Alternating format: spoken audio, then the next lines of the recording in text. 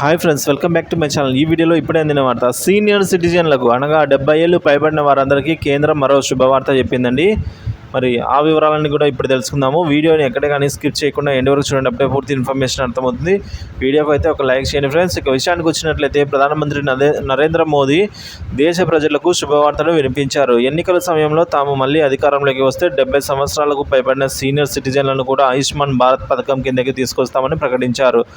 ఆ ప్రకటనకు అనుగుణంగా రాష్ట్రపతి ద్రౌపది ముర్ము ఈ నెల 27న లోక్సభలో మాట్లాడుతూ సీనియర్ సిటిజన్లను అందరినీ వైద్య సదుపాయానికి అందిస్తున్నట్టుగా తెలిపారండి. ఎన్డీఏ ప్రభుత్వం 2018 సెప్టెంబర్ 23వ తేదీన ఆయుష్మాన్ భారత్ పథకాన్ని అందుబాటులోకి తెచ్చింది. దేశవ్యాప్తంగా ఆర్థికంగా వెనుకబడిన ప్రజలకు 5 లక్షల లోపు ఆరోగ్య బీమాను అందించడమే దీని ముఖ్య ఉద్దేశం. ఈ పథకంలోని లబ్ధిదారులకు సంవత్సరానికి 5 లక్షల రూపాయల విలువైన చికిత్స ఎంప్యాడ్నెట్ ఆసుపత్రుల ద్వారా అందిస్తారు. ప్రస్తుతం 40 కోట్ల మంది ఈ పథకానికి లబ్ధిదారులు అవుతున్నారు. 1350 వ్యాధులకు చికిత్స. దేశ జనాభా 3.07 కోట్ల మంది లబ్ధిదారులకు గోల్డెన్ కార్డును కేంద్రం జారీ చేసింది.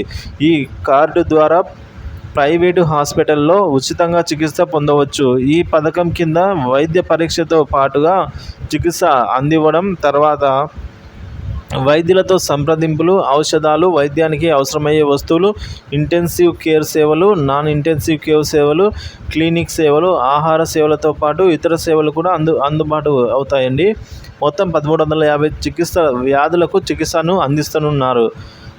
ఇక వెబ్సైట్ మనం చూసుకున్నట్లయితే pmjay.gov.in వెబ్సైట్లో రిజిస్ట్రేషన్ ఈ మేరకు చేసుకోవాలి. తెలియకపోతే ఎవరినైనా సలహా తీసుకోవచ్చు.